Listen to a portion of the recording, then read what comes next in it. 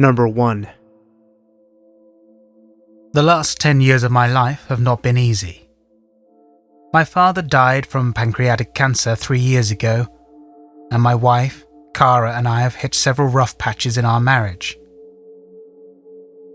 According to her, I'm distant most times and I don't tell her enough. Work is my life, and we could never have children, so that puts a hefty strain on the relationship. But nothing could have prepared me for what happened last night. It was late on a Sunday evening, and my wife and I sat down to a late dinner. The time was 8 p.m. As we ate in silence, I glanced up at her. If I wasn't careful at dinner time, I would eat my entire meal without so much as uttering a word. I cleared my throat softly. I'm going to get home late tomorrow night. I have a last-minute client. I work for a local law firm and my boss suddenly keeps me busy. Cara's lips twisted in discontent. We're supposed to have dinner with my parents tomorrow. I planned this weeks ago. I sighed and scratched the back of my neck. The last thing I wanted that night was to get into an argument. It was best to just roll over. Well, I suppose I could work straight through my lunch, I said. I said this trying desperately not to sound bitter and upset. My wife didn't notice, luckily, and nodded in agreement with a smile. As we ate, a knock rattled at the front door. She looked towards the sound and her eyebrow lifted. Who could be at the door? And right around supper? I pushed onto my feet and held up my hand, telling my wife to stay seated.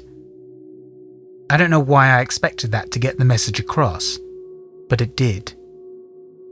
I walked across the living room floor, half expecting it to be my boss at the door. I pulled the door handle and was stunned to see nothing was there except for a black garbage bag.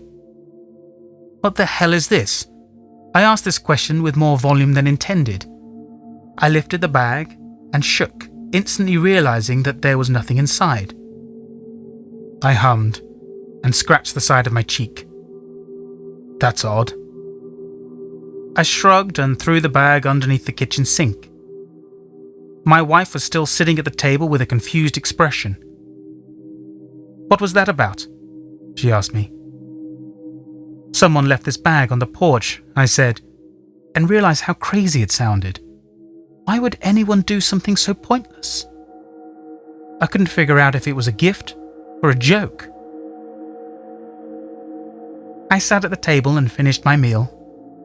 It was 10 minutes to 9 o'clock and Cara and I had just finished cleaning the kitchen. Sweetheart, can you take out the garbage? She asked. I agreed and pulled the garbage bag from the can. I brought it outside and dropped it into the 30-gallon container. I walked back inside the house and immediately saw my wife rummaging through the cupboard beneath the sink. Where is the garbage bag that you put underneath here? She asked inquisitively and sounded frantic. I don't know, I put it under there just a short while ago. I blew this off at first, assuming that my wife just couldn't see it under there. I wish I had never answered the door. Approximately 5 minutes later, we were getting ready for bed. My wife pulled the sheets down and turned on the lamp next to my nightstand. I always read before bed. It used to relax me and help my thoughts of the day settle. As we lay in bed, a knock sounded at the door, this time slightly more forceful than before. Okay, this is becoming absurd, Cara stated firmly. However, her voice still trembled ever so slightly. I stomped into the living room, this time quite annoyed. I threw the door open, ready to give the visitor a piece of my mind. However, there was no one standing on the porch.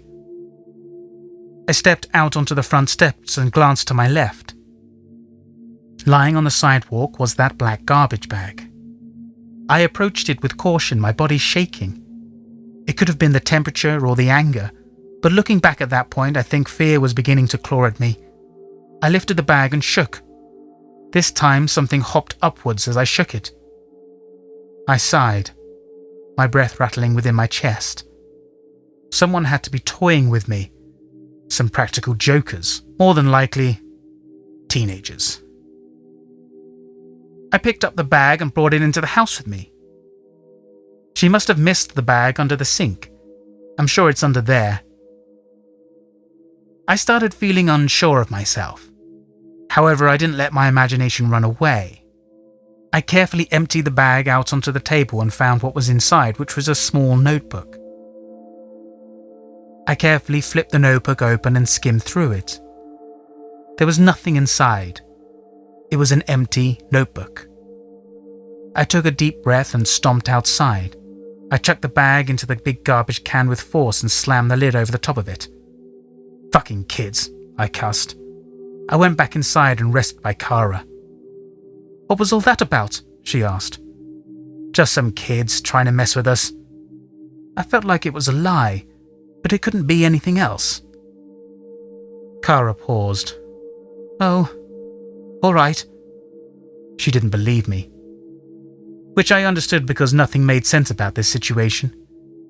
We kissed goodnight but were fast asleep by 9:45, until 10 o'clock rolled around. I was awoken by the sound of a grandfather clock. I paid it no attention at first. My mother had a grandfather clock when I was growing up. That clock used to be so calming. But then I remembered that we don't own a grandfather clock. My eyes snapped open. I felt terror like I'd never experienced before that night at least. I jumped out of bed and walked towards my bedroom door. The clock was still eerily chiming. I opened the door cautiously to try and see through the darkness of the house. I briskly walked into the hallway, nearly believing that someone was just an inch from the back of my neck. I flipped the hallway light on. The grandfather clock finally stopped its terrible chiming just as I heard a pounding on the front door. Chills and shivers shot down my back. What is this? Who could be doing this to us? I asked this question almost pleading to God. I can truly tell you that fear kept building that night, and this was only the beginning. My body was trembling in fear and in anger. I approached the door while turning every light on in the house along the way. I peered through the peephole and didn't see anything. I sighed in relief and pulled the door open again and looked to my left. There, lying at the end of the driveway, was that garbage bag. I was terrified at this point. However, something drove me to sprint out to the driveway and lift up the bag once more. I shook it once again and felt one more object inside bounce up and down. I sprinted back into the house and locked the door behind me. I pulled the objects from the bag. Inside was that same notebook and a small broken pencil. I flipped through the notebook expecting to see the same as last time, but was shocked to see a note hastily scribbled on the last page of the book. It read, 2 more hours. My breath was pulled from my lungs. I couldn't regain my composure, and I couldn't tell my wife about this. She would think I had lost my mind. I decided then that I would no longer go to the door if I heard a knock. I would stay inside for the remainder of the night. I sat down in the living room in my favorite armchair and quickly drifted to sleep. For an hour or so. Chimes woke me. 1, 2, 3, 4. I gasped in fear. It's amazing the reactions that fear can cause. My eyes were watering and I pulled my hair back from my forehead. I had been dragged out of my bed by the sound of the chimes and now they were back for God knows what. 5, 6, 7, 8, 9. I covered my ears and waited for the chimes to stop. 10, 11. Just as before, a loud knock echoed through the house. I jumped in my chair and a faint whimper found its way from my lips. I curled into a ball, now trembling in my armchair. I didn't move, and there wasn't another knock. I was hoping that there wouldn't be another. Out of the corner of my eye, I saw something slowly lift up just above the arm of the couch. I turned my head and an unbridled shriek poured from my mouth. A black bag was held just above the arm of the couch by the arm of something. I lifted my hand over my mouth in terror. Who? I stuttered. Who are you? I could feel tears running down my cheeks. It emerged as a terrified whisper. The owner of this hand simply laughed in one laboured breath and dropped the bag with a thud. I was too petrified to move until my wife emerged from the bedroom, rubbing her eyes. "Sweetheart?" she asked cautiously. I didn't respond. Hell, I couldn't. My focus was on that couch. I was too terrified to look away. She opened her eyes wide and walked towards the left side of the couch. "No!" I bellowed. It was filled with despair, now believing that Kara was in danger. She stepped back from the couch in shock. "Sweetheart, are you okay?" Her voice was filled with concern. She walked toward me and then took my hand. "Darling, come to bed. You need some sleep." I followed her lead but glanced back towards the couch and saw that same black bag. The contents were spilled onto the floor. I gasped once again and tried to catch my breath. There the notebook sat open. It read, "1 more hour." I couldn't go to bed now. Not when something was coming for my wife and probably me. I had to stay awake. "I'm fine, sweetheart. I swear I'll come to bed in just a bit," I told her. She sighed in frustration and walked from the room. I sat once again in my armchair. I glanced around the room and noticed the door. The deadbolt chain hung along the frame of the door. I hopped up and pulled the deadbolt down to secure the door shut. Then I walked back to the chair and drifted to sleep. Until that dreaded chime started once more, filling the house with its wickedness. I waited. 1, 2, 3, 4, 5, 6, 7, 8, 9, 10, 11. I waited on a breath and held it. 12. The door was shaking. The lights in the house were darkened. I swear to God above that I could feel the darkness behind the door.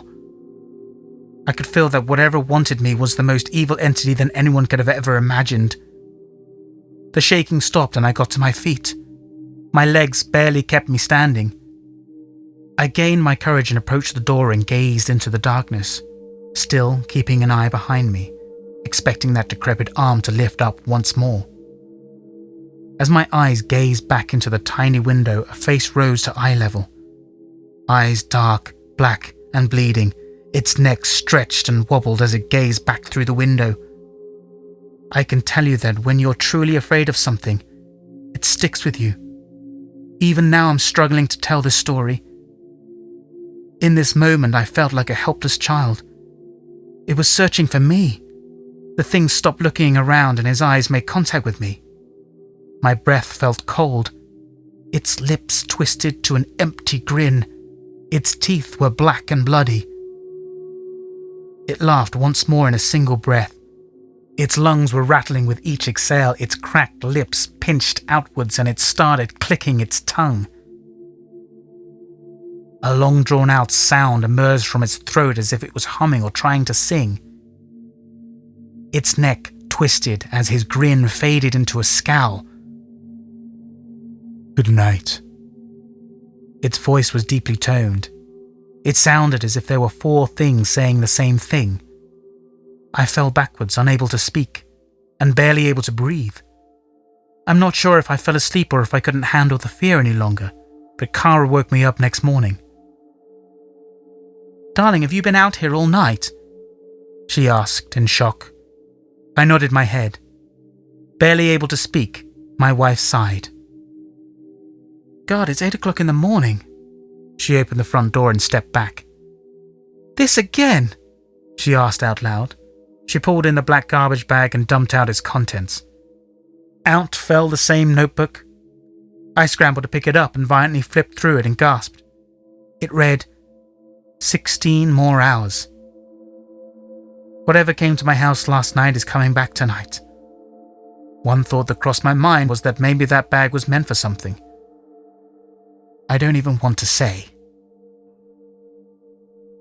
Number 2. To give you some background, I'm a 29-year-old male and live in England. This happened to me when I was about 18. I had recently broken my leg. I was no longer in a cast, but I was still using crutches. A mate of mine was sleeping over at my house. We ended up staying up late, watching TV, playing on my PS2, things like that. It was about 3 a.m. when we decided to go down to the local 24-hour petrol station. That's what we call gas stations in England, to get some cigarettes and snacks. The petrol station was about half a mile away, and to get to the station, you had to walk along a cycle path that was right next to the main road. You had to go downhill to get there, uphill to get back. Anyway, we were about halfway there when suddenly we both felt something was wrong, as we noticed the car coming very slowly down the hill towards us. Everything about the car was weird. It was an old 70s looking American car, a Chevrolet or Chrysler, something like that. Seeing a car like that is very unusual where I live. The car was all black, and it had no lights on, and no license plates, and all the windows were open. It slowed down to a snail's pace as it passed us, as if it was checking us out. We could see straight into the car, but there were no people in it at all. The car was driving by its bloody self. There was no internal lighting, but it was a very bright night with a full moon, and there were streetlights all down this stretch of road, so we should have at least been able to see something with the windows being down, but nothing. Just darkness. Then, suddenly, the car flew off down the hill, very high speed, as it turned around at the roundabout at the bottom of the hill and came herring like a bat out of hell straight towards us. We had nowhere to run because you could only go up or down the hill, and at the side of the path were tall, thick, thorny bushes, and I was still hobbling on one leg with crutches, so we were pretty much trapped. In pure panic, we jumped as fast as we could into the thorny bushes, cutting ourselves something nasty. As we were hiding in the bushes, the car slowed right down again. It looked like it was looking for us. At this point, we were fucking shitting ourselves as the car hung around for a few more seconds, then drove back up the hill. We waited a couple of minutes in the bush before we dared to come out. We went straight home, as fast as we could, with me on crutches. I don't know what or who was in that car. Quite frankly, I don't think I want to.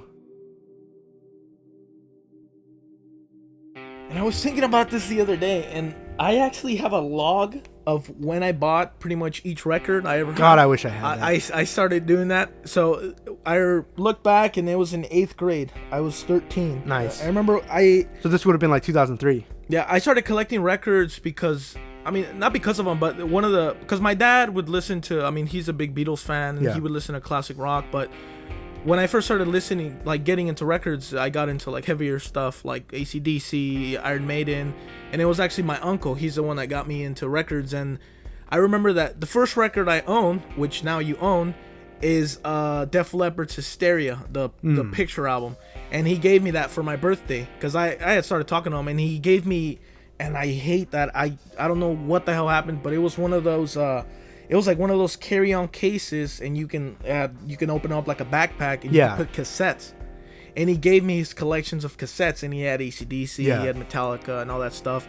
And that's kind of when I started. And then I told my other uncle that I wanted to start collecting records, and he had a bunch of his old records somewhere in the garage. And a week later, he took them out and he gave me his records. Nice. And it's interesting because after I started collecting records, my dad and both of my uncles started collecting records again. Nice. Because it kind of got him in that mood again. And then my dad, he got all his records back from my uncle. My dad had so many records, like from my grandma's house and my uncle's house. But yeah, it was around that time. And it started with like, pretty much like heavier rock and stuff.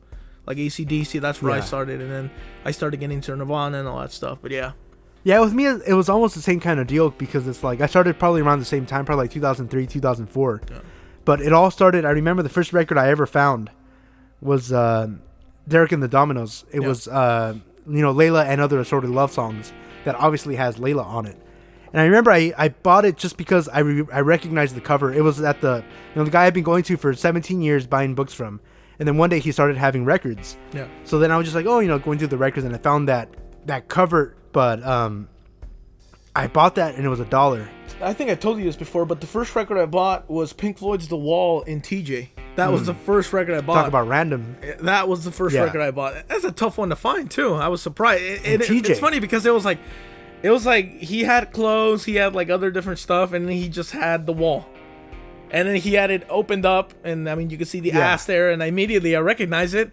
And that was the first record I bought. But I mean, I think when I first started recording them, it was like when I first started buying them, probably like $1. Yeah. It was rarely anybody that would give them more because I guess they didn't see the value. People weren't into it. When it first started, I think it was rare to see a place give them more than like $1. It was usually unless it's like Goodwill or like a thrift store, you may be paying $2 or $3. But like even then, like if you went to the Swami, everything was $1, and it was usually like a box all the way at the back, and it was just hidden somewhere. And then I guess when they started realizing that they could make money off of this, it started. You used to get those guys. The more people. Yeah, you used to get those dollar guys, and then you used to get the $2, $3 guys, and you used to get like those $5, $10 guys that like he just went on eBay, bought a box, and then he just like $5, $10 each one of them. There was this other guy that he doesn't go anymore. I mean, the last times I've gone, he hasn't been there, but it was cool because he used to have an area where he had a couple like 10 boxes in the ground, and they were like $1 records. They had a table for $2 records, and then he had another table inside a canopy with plastic where he had $5 records, $10 records, and $20 records. Yeah, all the high end stuff. Yeah, so I mean, that's like the perfect setup. Yeah. I mean, if you're looking for high end records or better condition, or you get the plastic $20, $10, $5, and then the dollar one. So, but I haven't seen them in a long situations time. Like that, it's almost not worth it digging through the $1 and $2 crates because the $1 and $2 stack is going to be shit. Yeah. It's going to be beaten up. The jacket's going to be bad. There's going to be scratches. But the thing I always like to do is like if I found duplicates, or if I found say like a record, like a CCR record, and it was a really scratched up record on the inside, like the actual disc itself was really scratched, but the outside was perfect, I would buy it. Yeah. And then just hold on to it until I found one that was better. Or I found one that I could switch out that maybe had a bad cover, but it had a really good record. And then you make one good copy out of two. And it's those records, the CCR ones are the ones that you find a lot. So, I mean, sometimes you buy it for the sleeve, for the box,